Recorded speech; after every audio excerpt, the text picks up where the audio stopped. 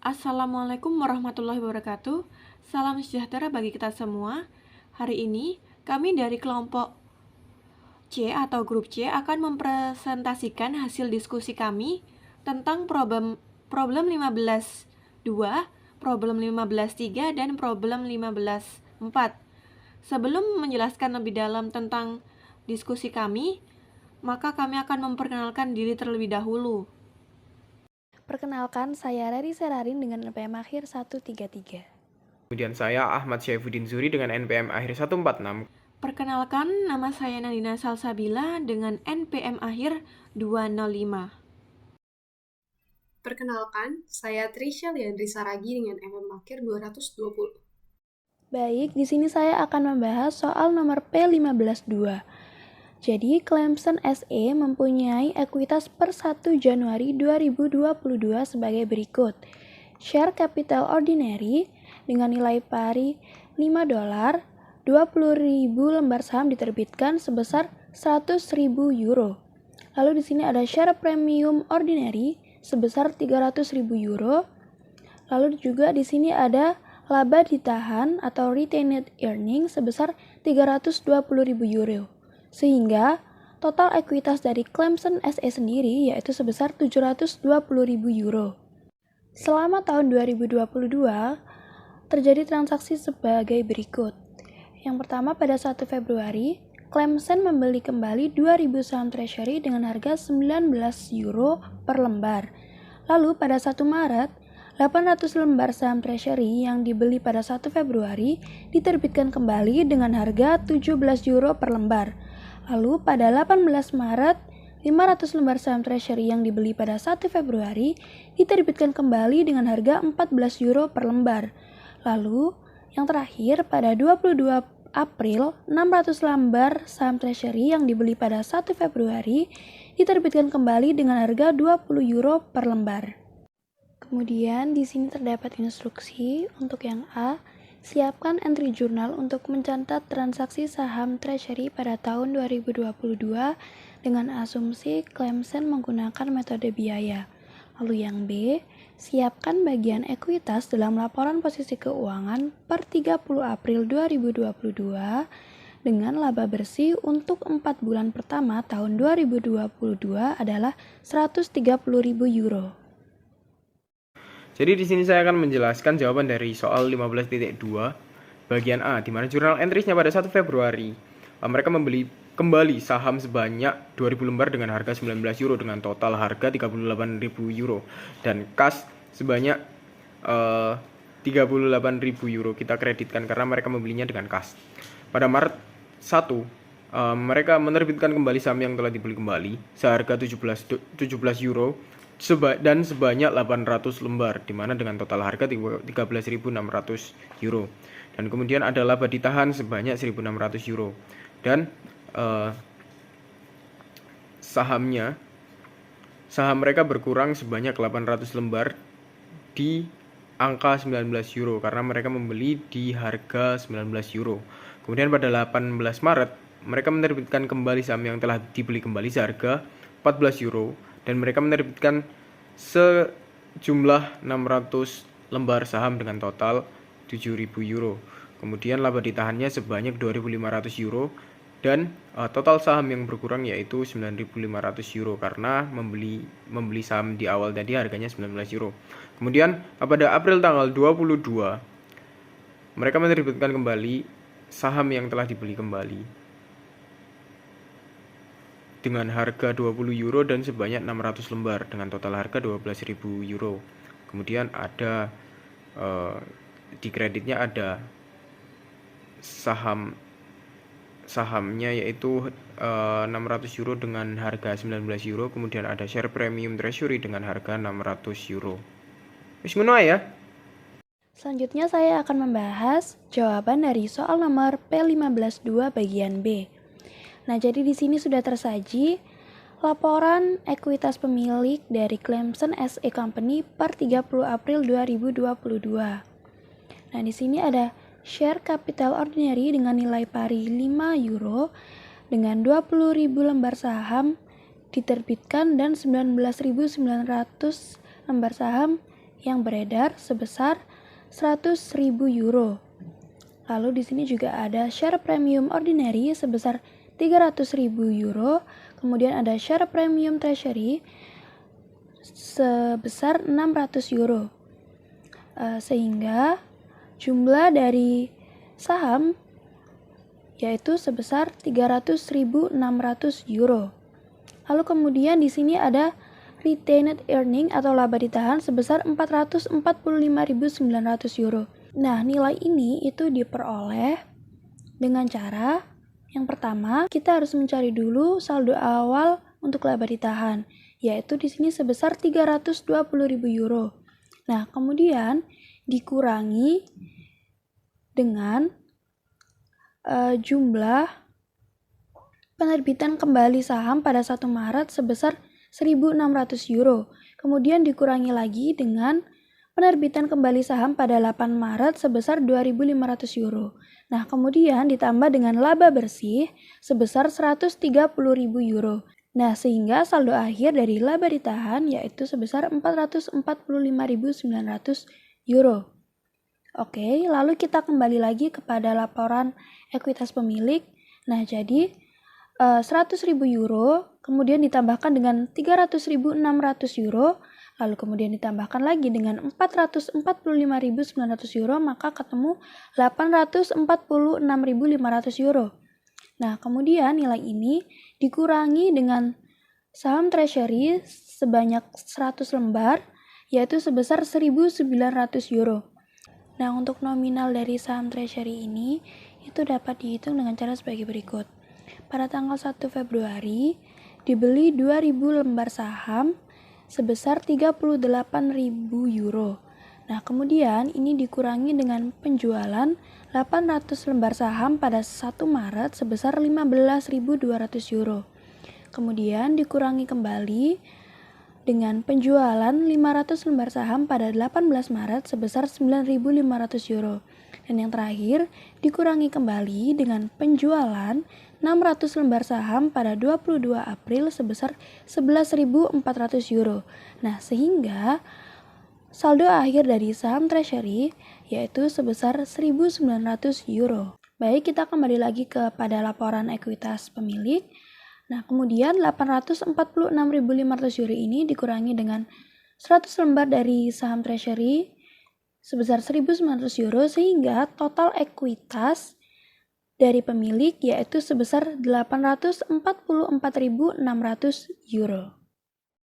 Baik, selanjutnya di sini saya akan menjelaskan tentang soal P15.3. Di mana diketahui bahwa katanya Hutch Place ini memiliki 2 kelas model saham beredar, yaitu sebesar 8% atau saham outstanding, di mana harga untuk saham preferensi itu harganya adalah 20 euro per saham, sementara harga untuk saham biasa itu sebesar 5 euro per saham. Nah, pada tanggal 31 Desember 2021 diketahui akun-akun seperti berikut. Katanya share capital preference dengan 150.000 saham, totalnya yaitu 3 juta euro. Lalu share capital ordinary-nya dengan 2 juta saham diketahui sebesar 10 juta euro. Dan untuk share premium preference sebesar 200 euro, share premium ordinary sebesar 20 juta euro, dan return earning sebesar 4,5 juta euro. Nah, diketahui ada informasi pendukung atau penyesuaiannya pada tahun 2022, yaitu tanggal 1 Januari, perusahaan menerbitkan saham sebesar 30.000 dengan harga per sahamnya yaitu 22 euro. Untuk tanggal 1 Februari, 50.000 saham biasa diterbitkan dengan harga 20 euro per saham. Lalu tanggal 1 Juni, terdapat pemecahan 2 untuk satu saham menjadi saham biasa. Jadi nilai nominalnya dikurangi menjadi 2,5 euro. Lalu tanggal 1 Juli, 30.000 saham treasury bisa dibeli dengan harga 10 euro per saham dan hedge menggunakan metode biaya. Untuk tanggal 15 September, 10.000 saham treasury diterbitkan kembali dengan harga 11 euro per saham.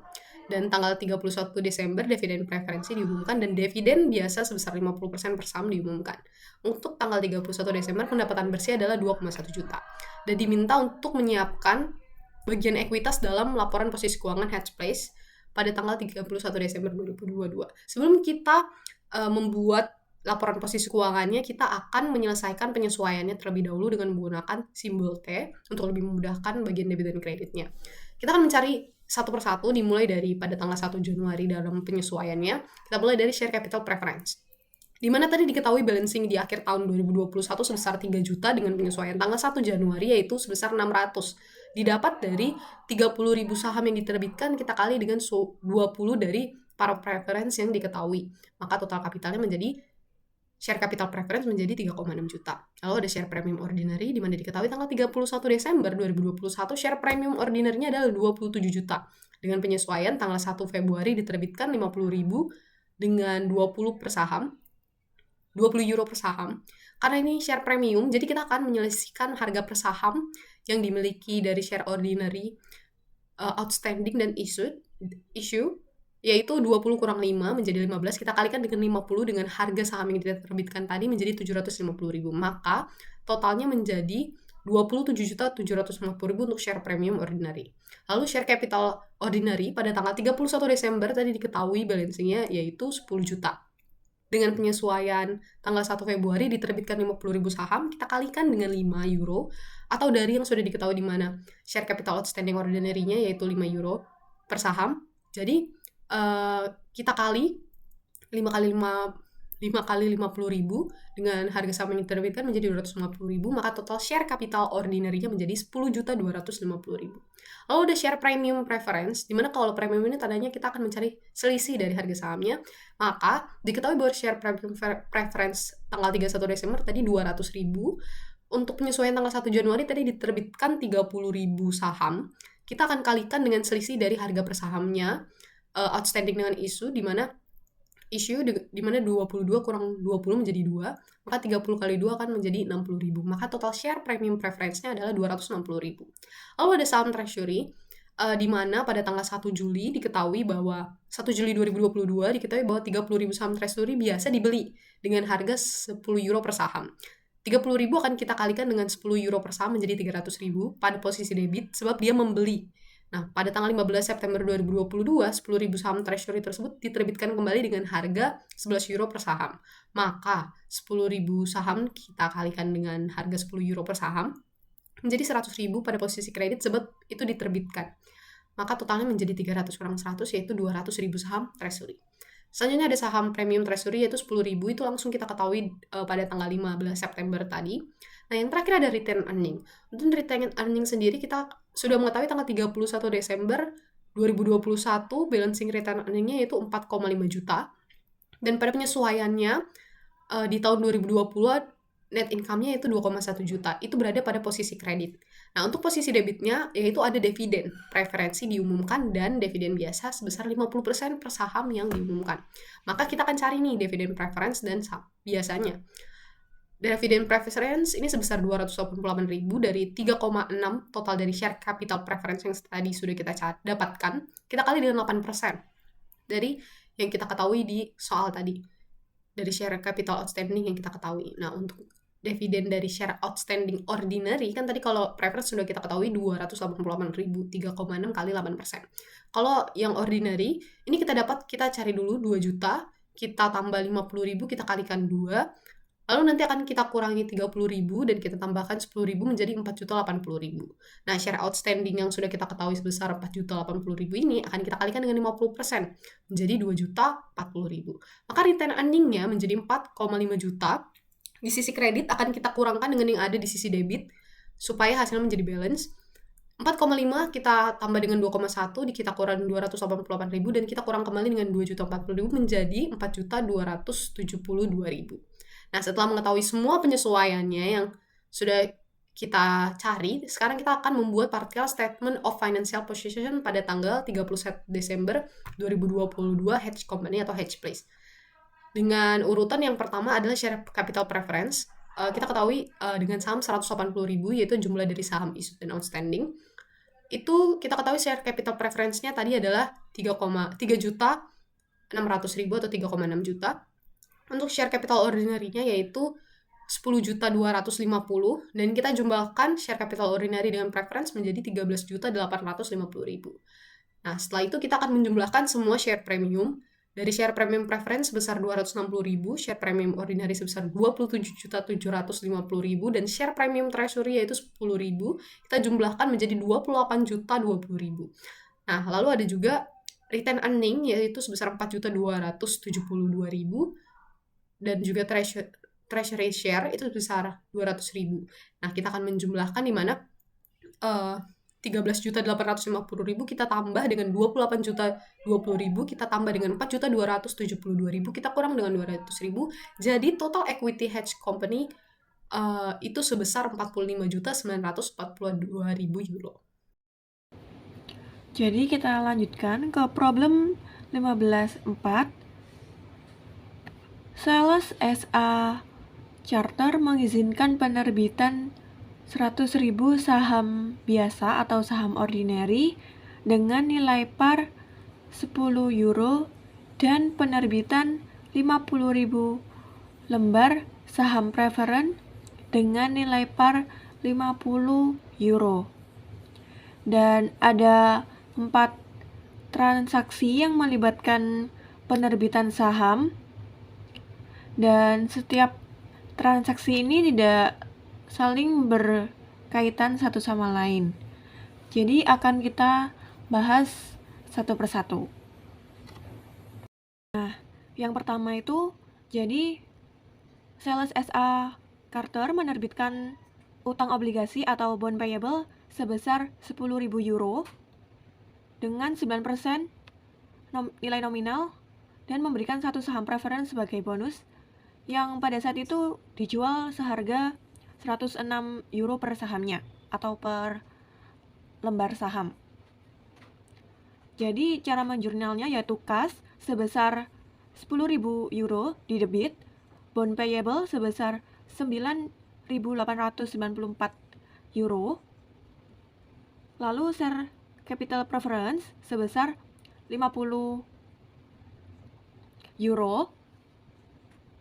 Ini didapat dari nilai par saham preferen yang dijelaskan pada slide sebelumnya, lalu share premium preference sebesar 56 euro didapat dari nilai jual waktu itu sebelumnya sebesar 106 euro dikurangi 50 euro menjadi 56 euro, dan bond payable sebesar 9.894 itu didapat dari 10.000 dikurangi 50 dikurangi 56. Lalu selanjutnya yang kedua, jadi mereka menerbitkan 50 saham biasa untuk mesin, dan mesin tersebut dinilai seharga 7.100 euro dengan nilai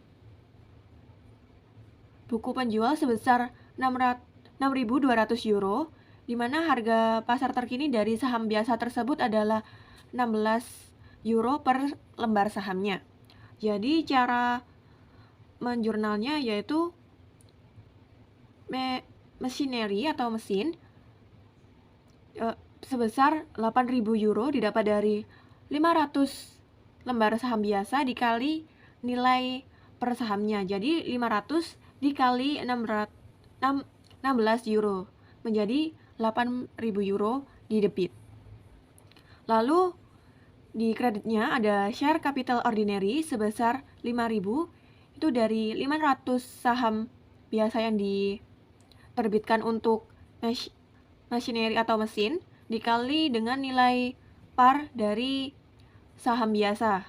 Jadi 500 dikali 10 euro menjadi 5.000, dan di kredit ada lagi share premium ordinary sebesar 3.000 euro didapat dari 8.000 euro dikurangi 5.000 euro.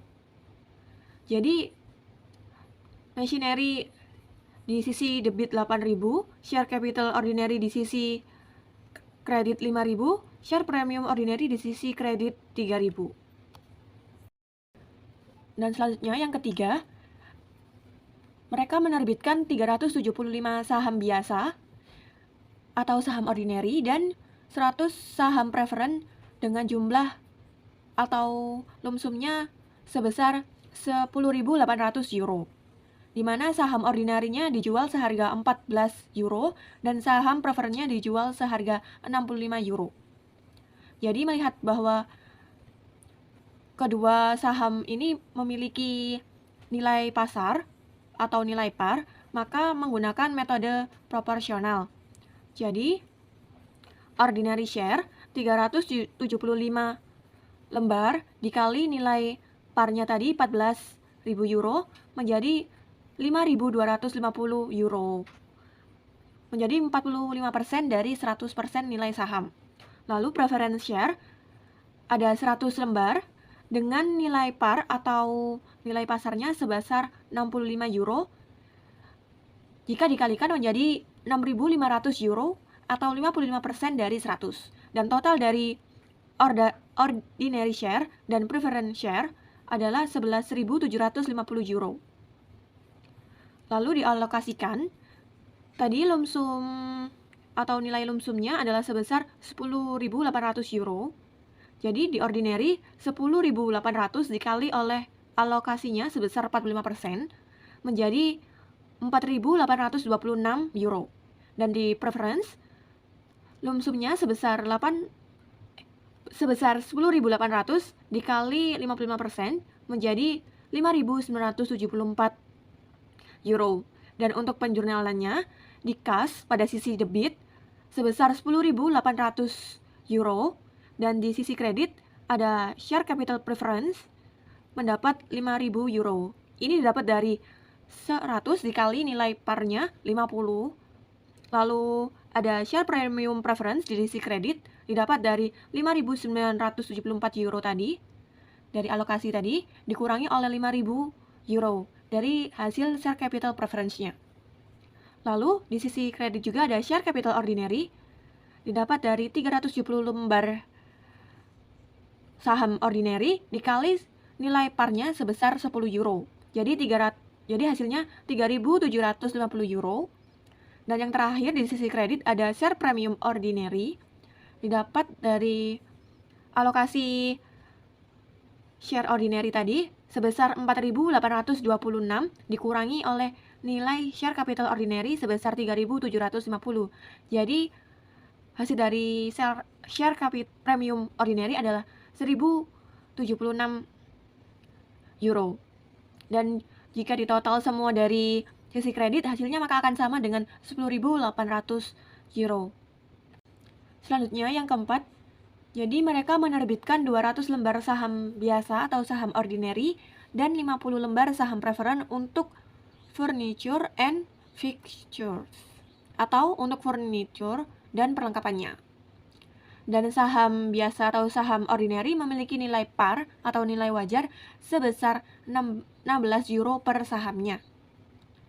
Dan nilai lump sum dari furniture dan fixture atau nilai lump sum dari furniture dan perlengkapannya adalah sebesar 6.500 euro. Jadi karena nilai par dari saham preferennya tidak diketahui, maka menggunakan metode incremental. Jadi yang pertama, kita cek ordinary share sebesar 200 lembar saham dikali nilai parnya 16 euro menjadi 3.200 euro. Karena preference share-nya tidak diketahui maka tidak perlu dihitung.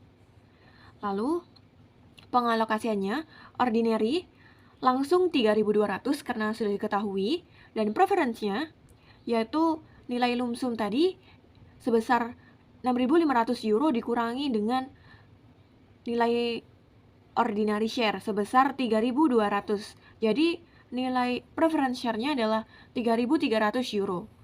Lalu untuk penjurnalannya yaitu furniture and fixtures atau furniture dan perlengkapan di debit sebesar 6.500 euro. Lalu untuk kreditnya ada 4, yaitu yang pertama share capital preference sebesar 2.500 euro didapat dari 50 lembar saham preferen tadi dikali dengan nilai parnya sebesar 50 euro. Dan yang kedua share premium preference sebesar 800 euro didapat dari 3.300 euro hasil dari pengalokasiannya tadi dikurangi oleh nilai share capital preference-nya sebesar 2.500 jadi hasilnya 800. Lalu yang ketiga itu share capital ordinary. Jadi ada 200 lembar saham biasa dikalikan dengan nilai parnya menjadi 2.000 euro. Lalu yang terakhir, share capital ordinary sebesar 1.200 didapat dari 3.200 hasil dari pengalokasian tadi dikurangi oleh 2.000 hasil dari share capital ordinary. Jadi, furniture and fixture-nya sebesar 6.500 di debit, share capital preference-nya sebesar 2.500 di kredit, share premium preference-nya sebesar 800 di kredit, share capital ordinary sebesar 2.000 di kredit, share premium ordinary sebesar 1.200 di kredit. Itu tadi penjabaran dan penjelasan tentang penyelesaian kami untuk problem 15.2, problem 15.3, dan problem 15.4. Apabila ada kesalahan, kami mohon maaf. Atas perhatiannya kami ucapkan terima kasih. Wassalamualaikum warahmatullahi wabarakatuh.